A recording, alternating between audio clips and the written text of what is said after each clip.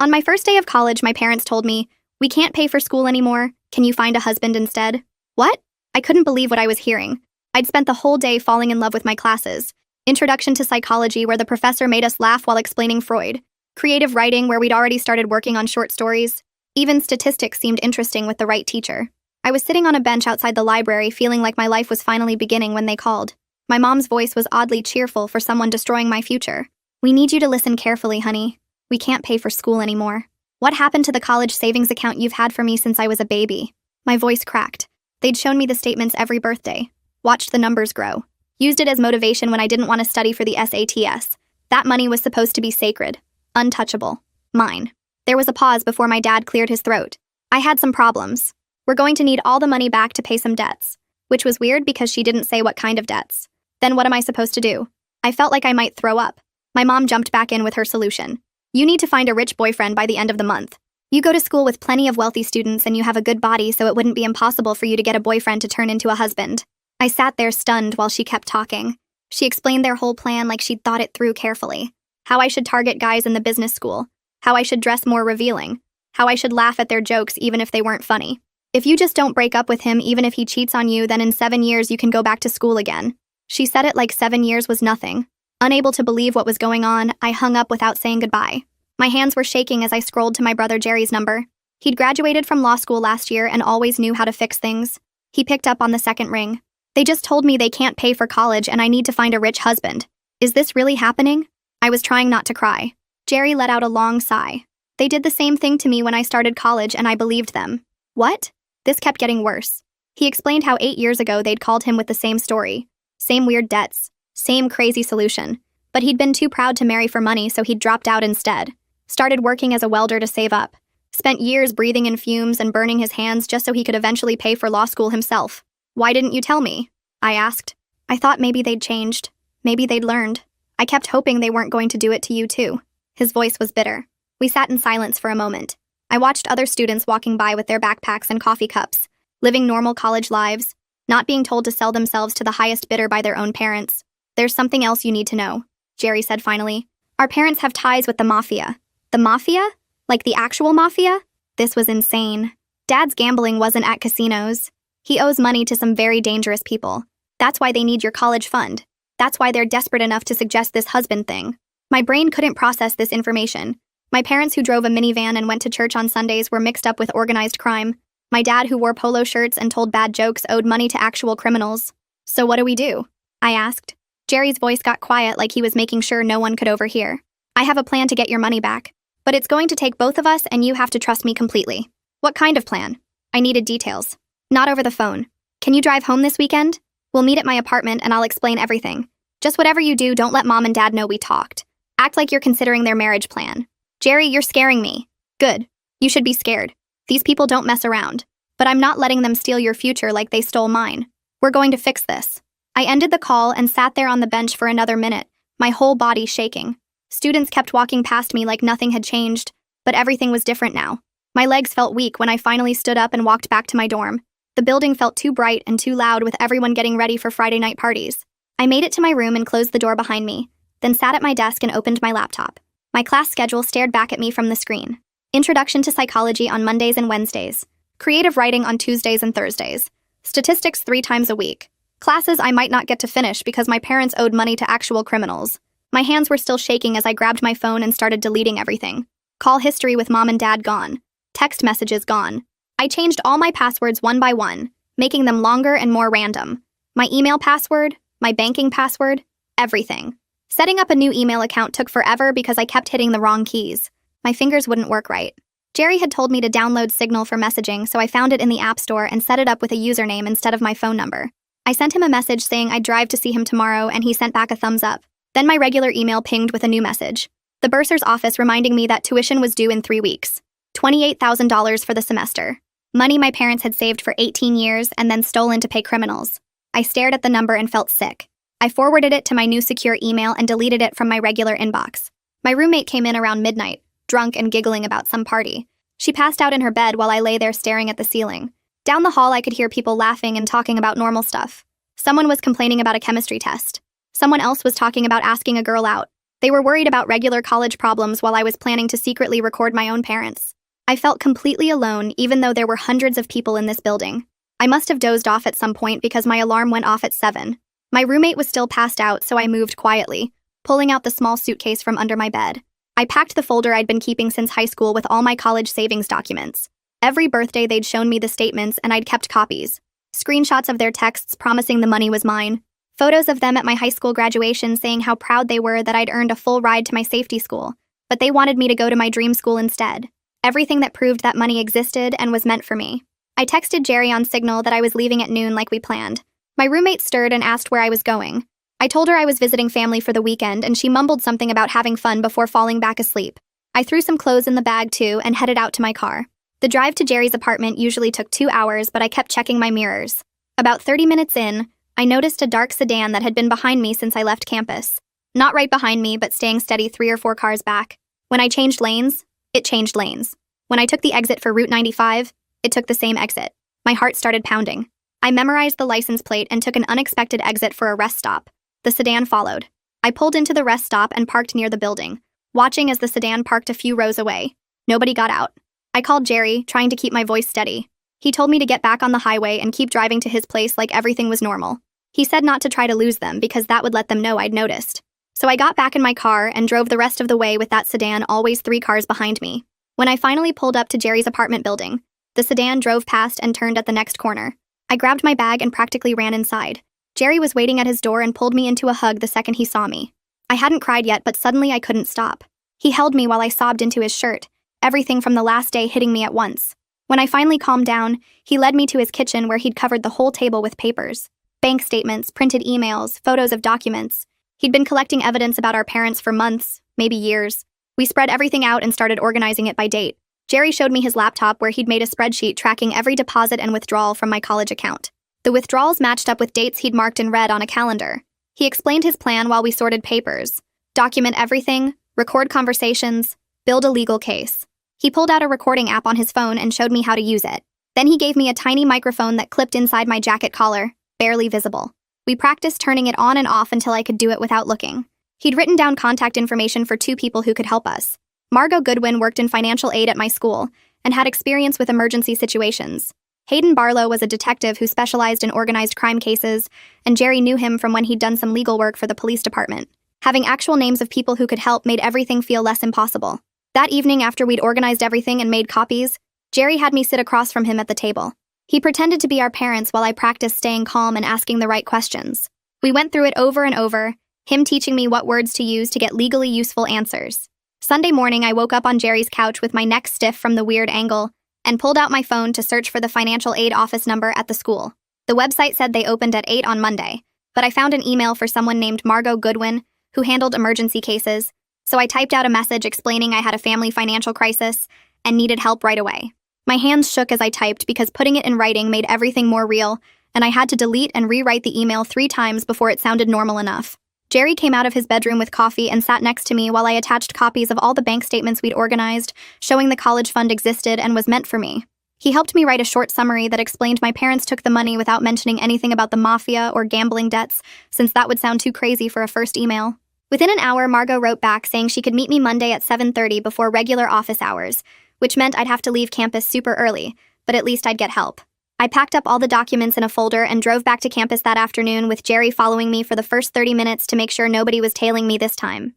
Back in my dorm room Sunday night, I sat on my bed staring at my phone for 10 minutes before finally texting Mom that I'd been thinking about what she said and wanted to understand more about finding a boyfriend.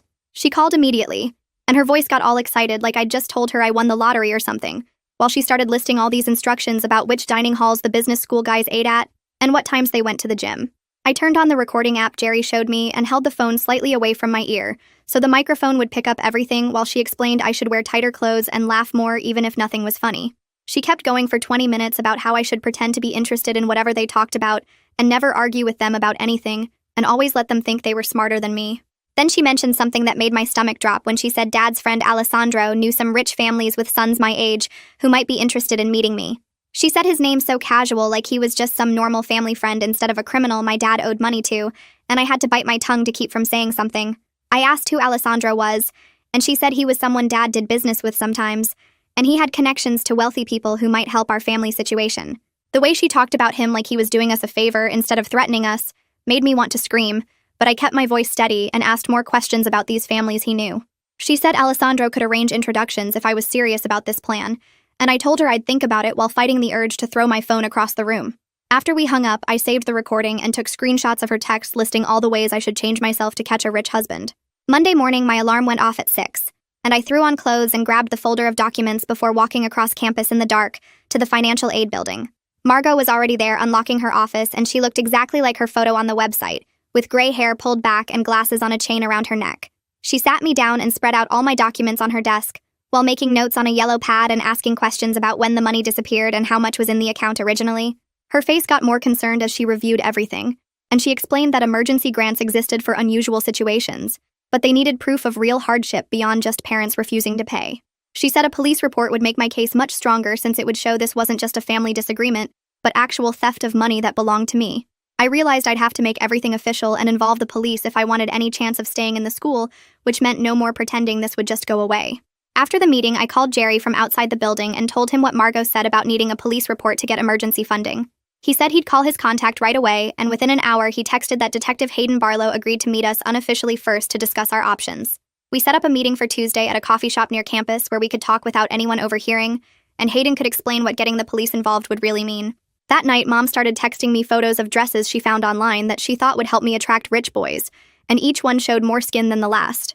She included tips with each photo like, "This one shows your figure," and "Boys like when you show your legs," and I wanted to throw up reading them, but I screenshot everything for evidence. I texted back with fake enthusiasm, saying the dresses looked nice, and asking where I should shop for them while building my file of how my own mother was pushing me to basically sell myself. Tuesday morning, I met Hayden at the coffee shop, and he looked like a normal guy in jeans and a button-down shirt, instead of a cop uniform, which helped me relax a little. He explained the legal process for reporting financial crimes, and how involving Mafia connections made everything more complicated, but also more serious from a law enforcement perspective. He offered to help us file what he called a controlled report that would get us a case number for the financial aid office without immediately triggering arrests or alerting my parents that we'd gone to the police. His calm way of explaining everything made me feel safer, even though he kept warning me about the real dangers of dealing with organized crime people. He said we could set up official recording equipment for my next call with my parents and coached me on what questions would help build a legal case without making them suspicious.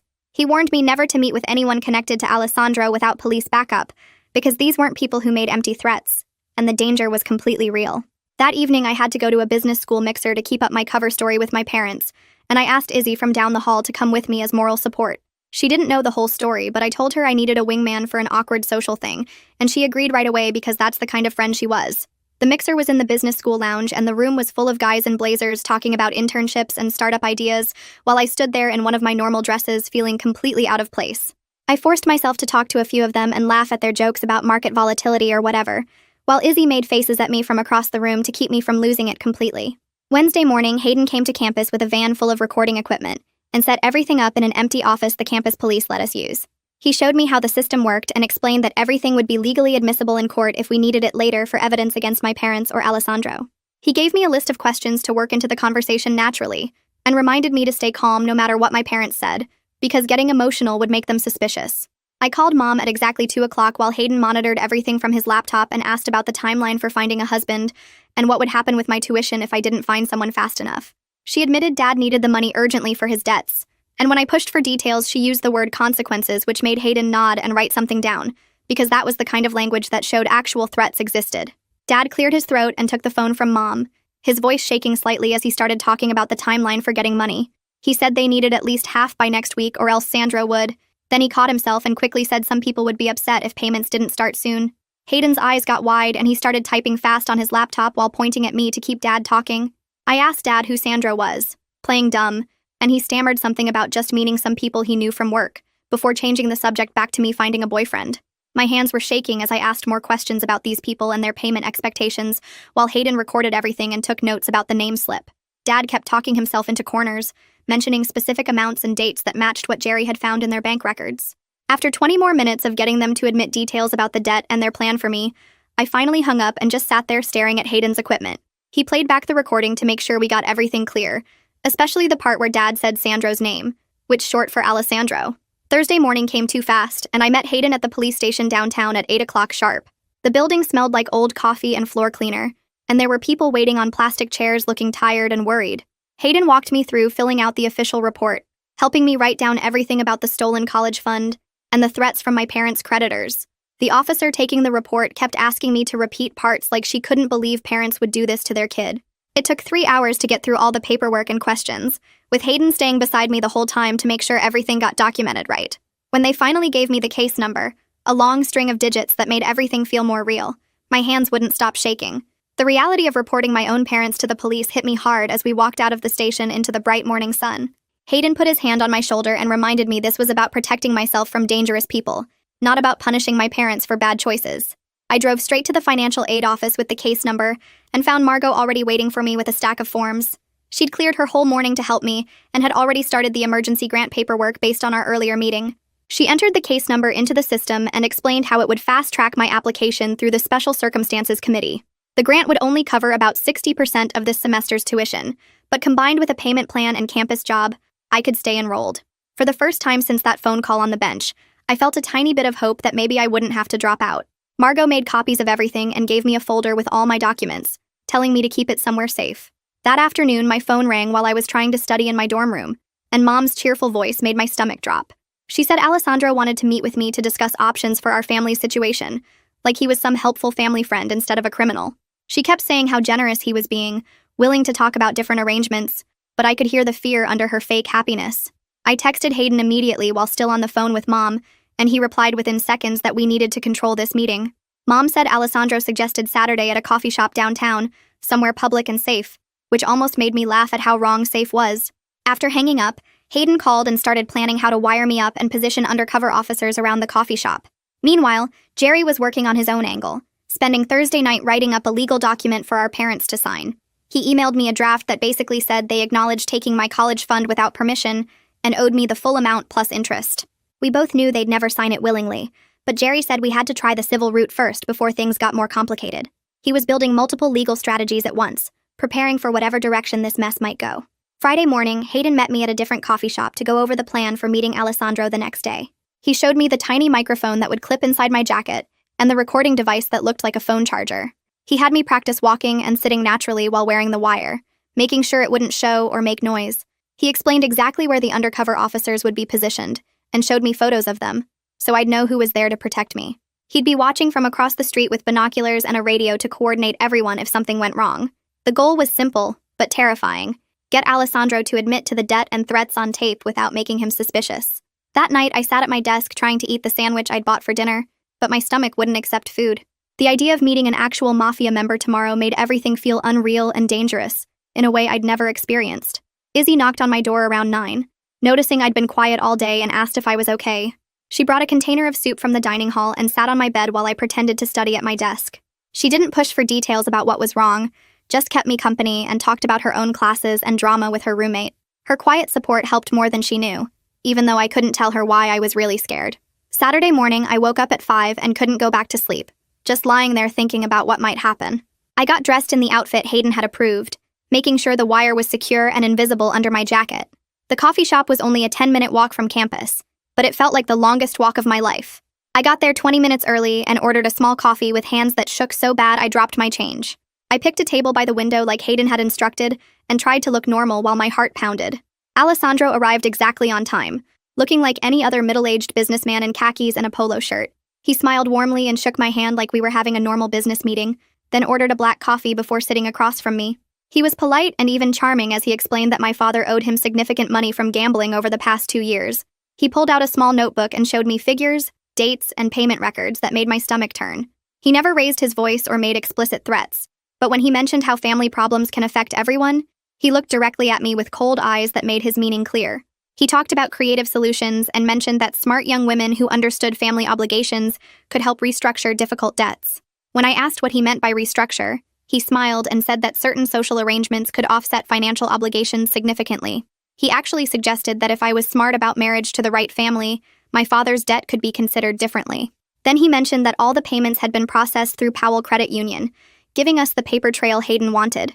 I nodded and tried to look interested while feeling sick, knowing the wire was catching every disgusting word about basically selling me to clear Dad's gambling debt. Alessandro finished his coffee and stood up, saying he'd give our family time to consider the options he'd presented. After he left, I sat there for 5 more minutes like Hayden had told me, then walked out trying to look calm. The same dark sedan I'd noticed before was parked across the street with someone sitting inside watching the coffee shop. I walked back to campus taking the route Hayden had mapped out, and he called me 10 minutes later confirming they'd seen the sedan too.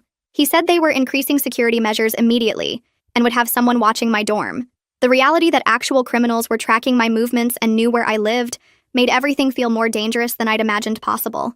Sunday dragged by with me checking my phone every few minutes and jumping at every noise outside my dorm room. Monday morning, I drove to Powell Credit Union with the account numbers Jerry had given me, hoping to get transaction records that would prove Dad took my college money for his gambling debts. The building was one of those small branches in a strip mall between a nail salon and a sandwich shop. I walked up to the teller window and explained I needed copies of withdrawals from my college savings account, sliding my ID across the counter. The teller, a woman in her 40s with kind eyes, typed on her computer for a minute before frowning. She said privacy laws meant she couldn't give me any information without being on the account or having a court order, even though she could see my name was connected to it somehow. I asked if there was any way around it, but she shook her head, looking genuinely sorry as she explained that federal banking regulations were strict about this stuff. I left empty-handed and called Hayden from my car, telling him what happened. He said he'd start the paperwork for a subpoena right away, while Jerry would look into civil legal options for getting the records. That afternoon, Jerry drove to our parents' house with a document he'd drawn up acknowledging they'd taken my college fund and owed me the money. I waited in my dorm room for his call, pacing back and forth between my desk and bed. When he finally called 2 hours later, his voice was tight with anger. He said Dad had laughed at the paper and refused to sign it, calling us dramatic and ungrateful after everything they'd done for us. Mom had started crying during the argument, saying we were tearing the family apart over money. Then something unexpected happened that changed everything. Jerry said Mom suddenly stood up and went to their bedroom, coming back with a small black notebook she'd been hiding in her dresser. She threw it on the table and broke down completely, admitting she'd been tracking every single bet Dad made, every loss to Alessandro, every payment they'd made using my college money. The notebook had dates going back 2 years with amounts that got bigger and bigger as Dad got deeper into debt. Mom had written down phone numbers, meeting locations, even license plate numbers of cars that came to their house for collections. She'd known the whole time but felt trapped and scared, watching Dad spiral while Alessandro's demands got worse. Jerry took photos of every page while Mom sobbed and Dad yelled at her for betraying him. The entries matched exactly with the dates and amounts withdrawn from my college account, creating a perfect paper trail from my savings to Alessandro's pocket. Some entries had notes like, used Sarah's money, or took from college fund, that made it impossible to deny what they'd done. Tuesday morning, I met with Margot in the financial aid office, handing her copies of the ledger pages Jerry had sent me. She reviewed them carefully, her expression getting more serious with each page she read. She said this was exactly the kind of evidence that would qualify me for maximum emergency aid, since it proved criminal theft of education funds. She made copies for my file and called over a colleague who specialized in helping crime victims navigate the university system. The woman introduced herself as a campus advocate and explained she could help coordinate between the police investigation, the financial aid office, and my professors if I needed extensions or accommodations. For the first time since this started, I felt like the school was completely on my side and working to keep me enrolled. That night, I was studying in my room when Jerry called, his voice shaking. Someone had slashed all 4 tires on his car and left a note under the windshield that said, "Family pays family debts," in block letters. He'd already called the police to file a report, and they were treating it as witness intimidation connected to our case against Alessandro. Hayden arrived within an hour and said we needed to move to a safe location immediately. He drove us to a small apartment building on the other side of town that the police used for witnesses who needed protection. The apartment was basic but clean, with 2 bedrooms, a small kitchen, and bars on all the windows. Hayden showed us the security system and gave us a number to call that would have officers there in under 3 minutes. Wednesday morning, Hayden picked me up early to prepare for another recorded meeting with Alessandro, where I was supposed to give him a partial payment to buy time. The real goal was to get him to be more explicit about his threats and criminal activity, since the first recording hadn't been clear enough for strong charges. We spent 2 hours in a conference room at the police station practicing different approaches and responses. Hayden coached me on how to ask questions that sounded naive, but would prompt Alessandro to explain his illegal operations. I practiced staying calm even when Hayden pretended to threaten me, learning to control my breathing and keep my hands steady. The meeting was set for that afternoon at a different coffee shop, this one closer to campus where there would be more witnesses. I arrived 10 minutes early wearing the wire again, ordering a small tea that I didn't really want. Alessandro showed up right on time, sitting down across from me with the same fake friendly smile. I pulled out an envelope with $500 Hayden had given me from evidence funds, sliding it across the table while asking for a receipt. Alessandro laughed and said they don't do paperwork in his business, that receipts create problems for everyone involved. I played dumb and asked how I could prove I'd made a payment without documentation. He leaned forward and explained that his business worked on trust and reputation, mentioning he had ways of collecting from families who didn't cooperate, that didn't involve courts or paperwork. When I asked what kind of ways, he smiled and said creative solutions worked best, that sometimes people needed motivation beyond money to pay their debts. He mentioned that accidents happened to people who didn't take their obligations seriously, that family members could find themselves in difficult situations. I nodded and asked if my dad's debt would affect my brother or me directly. Alessandro said family debts were family problems, and everyone contributed to solutions one way or another. After he left with the money, I sat there for 5 more minutes like before, then walked back to the safe house where Hayden was waiting. He said Alessandro's comments about accidents and family members facing consequences were exactly what they needed for criminal threat charges. Thursday morning, we all went to the courthouse where Jerry's lawyer presented our evidence to a judge requesting an emergency order. The judge reviewed the ledger, the police reports and transcripts of the recorded conversations with Alessandro. After an hour of arguments from both sides, she granted a temporary restraining order freezing my parents' remaining assets while the criminal case was investigated. This meant they couldn't sell the house, empty bank accounts, or transfer any property until the court decided what they owed me. My phone started ringing immediately with calls from both parents that I didn't answer. Jerry handled all communication through his lawyer now, keeping everything official and documented. Friday morning, Mom's lawyer contacted Jerry's lawyer with an offer to cooperate with the police investigation in exchange for leniency on any charges she might face. She provided a list of phone numbers Alessandro used, addresses where Dad met him to gamble, and names of other people Dad owed money to from card games. She even gave them dates and times of upcoming games Dad was planning to attend, trying to win back what he'd lost. Her betrayal of Dad felt inevitable, but still sad, watching my family completely fall apart over his addiction and their crimes. That afternoon, I sat in the financial aid office as Margot processed my emergency aid application, with all the supporting documentation. The computer system showed approval for enough money to cover this semester's tuition with a payment plan for the rest of my degree. She printed out the confirmation and walked me over to the bursar's office where they removed the hold on my account. I could officially stay in the school even though money would be tight and I'd need to work more hours. Walking out of the administration building with my enrollment secured felt like winning a battle in a war that wasn't over yet. Saturday morning, my phone buzzed with a text from an unknown number. The message said, "Disappointed in your family's choices," with a photo attached. I opened it and my blood went cold. It was a picture of my dorm building taken from across the quad. I immediately called Hayden, who told me to forward everything and not respond. He logged it as evidence and said he'd have an undercover officer on campus by noon. The threat felt real, but at least I wasn't facing it alone. Jerry drove up that afternoon and we spent the whole weekend working with a lawyer he knew from his firm. We sat at his kitchen table going through every document while the lawyer took notes. He suggested we propose a settlement where Alessandro would get part of the frozen assets if he agreed the debt was paid and signed a no-contact order. It wasn't justice, but it might buy us safety. The lawyer typed up the offer on his laptop and sent it to Alessandro's lawyer Sunday night. We didn't expect a quick response, but Tuesday morning the reply came through. Alessandro's lawyer agreed to negotiate but wanted 70% of the frozen assets. Hayden said this was actually good news when I called him panicking. It meant Alessandro wanted to avoid a full investigation too. The lawyer countered with 50% and added a formal no-contact agreement that would make any future threats a crime. Wednesday's negotiation meeting took place at the lawyer's office downtown. I sat between Jerry and Hayden while Alessandro sat across the conference table with his lawyer. Nobody shook hands. Alessandro looked smaller in the fluorescent lights than he had at the coffee shop. His lawyer did most of the talking while Alessandro just nodded. After 2 hours of back and forth, they agreed to 60% of the frozen assets paid through official channels. This would create a paper trail the government could track. Alessandro signed the no-contact order right there in front of us. Any future contact would be prosecutable. Thursday morning, I went to the bursar's office with my emergency grant paperwork. The woman behind the desk processed the deposit and helped me set up a payment plan for what was left. I'd need to pay $200 a month, which meant getting a job. She mentioned the library was hiring and gave me the supervisor's number. I called right away and got an interview for that afternoon. The library job paid minimum wage but offered flexible hours around classes. My boss understood I'd need time off for legal stuff and said that was fine. Friday's preliminary hearing happened at the courthouse downtown. My parents sat at a different table with their lawyer while the judge reviewed everything. Dad looked like he'd aged 10 years in the past month. Mom kept her eyes down the whole time.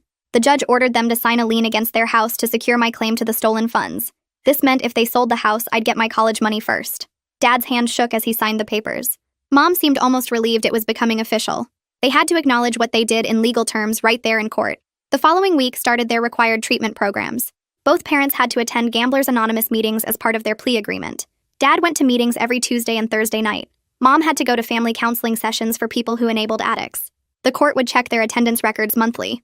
Dad finally admitted he had a problem with gambling after years of denying it. Mom had to confront how she'd helped hide his addiction and made excuses for him. It was the first step toward them taking responsibility. Wednesday afternoon, Hayden called with unexpected news. Alessandro had been arrested during a traffic stop the night before. The cops found illegal stuff in his car, and our evidence added to his problems.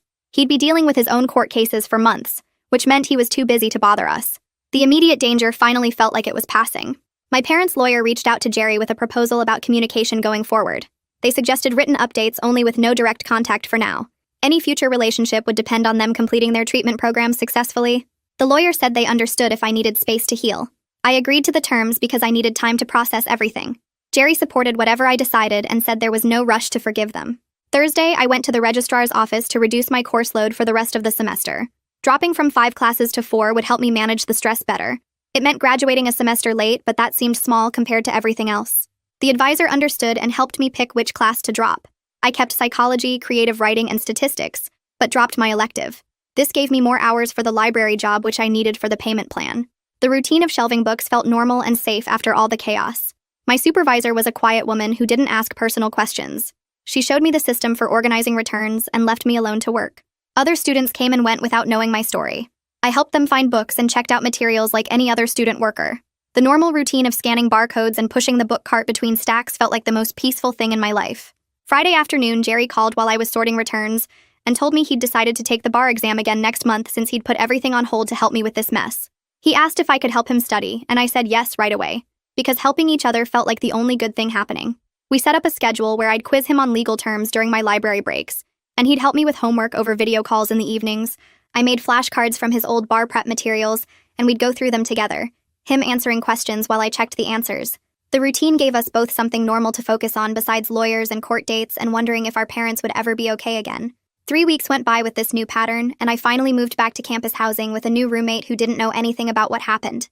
The girl seemed nice enough and kept to herself mostly, which worked for me since I wasn't ready to explain why I sometimes woke up panicking about money.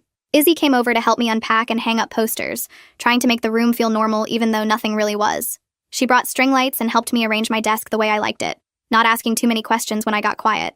I'd started seeing a counselor at Student Health Services twice a week to deal with everything, and she kept telling me healing wasn't going to be quick or easy.